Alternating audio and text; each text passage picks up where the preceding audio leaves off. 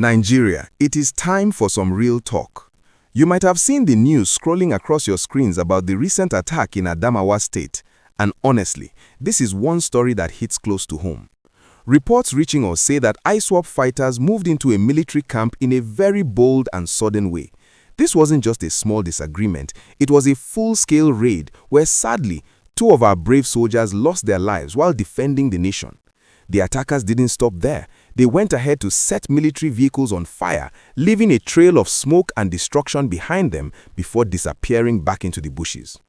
Now, before we go deep into the gist of how this happened, I want to quickly remind you to please like this video and subscribe to the channel. It really helps us reach more people and keep everyone informed about what's happening in our country. So, hit that like button right now and join the family by subscribing. You see, Adamawa has been relatively calm lately compared to some other areas, but this recent move by ISWAP shows that these groups are trying to prove they are still around. Security experts are saying that these attackers are now using new tactics, including small drones to look at military camps from the sky before they strike. This means they are watching and waiting for the right moment. In this Adamawa case, they chose a time when they thought they could catch everyone off guard. The burning of vehicles is a very sad part of the story because those are resources meant to protect the community, but the military is already working hard to replace them and secure the area. But here's the most interesting part of the gist. Our military is not just sitting back. Immediately after the attack, reinforcements were sent in and there has been a massive search to track down those responsible. The government has also promised to upgrade the security in these remote camps so that our soldiers have better protection and better tools to see these people coming from a distance. It's a tough situation, but the resilience of the Nigerian spirit is always there. The locals in Adamawa are also being very helpful, sharing information with the authorities to make sure peace returns fully to the state. I have so much more to tell you about the military's new plan to stop these technicals and drones they are using.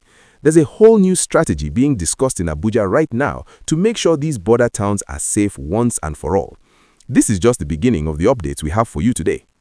To give you the full picture of what is happening behind the scenes, the Nigerian military has already launched what they call an aggressive intelligence-driven operation.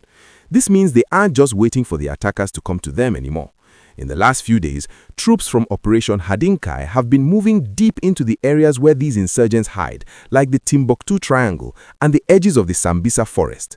They are using specialized ground forces and air support to make sure there is no hiding place for those who caused the trouble in Adamawa. If you are finding this update helpful and want to stay ahead of the news, please take a moment to like this video and subscribe to our channel. Your support helps us keep bringing you the latest gist from across Nigeria. One of the most exciting parts of this new strategy is the Damisa drone. This is Nigeria's very own domestically developed weaponized drone. It was built specifically to carry explosives and target insurgent hideouts in difficult terrains where vehicles cannot easily go. Along with this, the military is using a high-tech system called the SkyWiper. This device can actually jam or scramble the signals of the drones used by ISWAP, forcing them to crash or fly back to where they came from.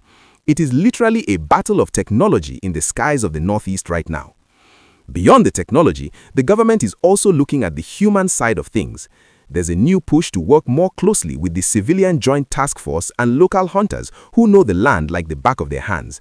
They are providing the eye on the ground that the military needs to prevent these surprise raids. The goal is to create a shield around Adamawa and neighboring states so that farmers and families can go about their lives without fear. The military has already reported neutralizing dozens of insurgents in follow-up operations this week, showing that they are truly maintaining the momentum. It is clear that the fight is far from over, but the level of coordination we are seeing now is different. From the use of advanced electronic warfare to stronger community ties, the strategy is becoming more complete every day. We are all hoping for a permanent return to peace so that the beauty and business of Adamawa can shine again. To give you the full picture of what is happening behind the scenes, the Nigerian military has already launched what they call an aggressive intelligence-driven operation.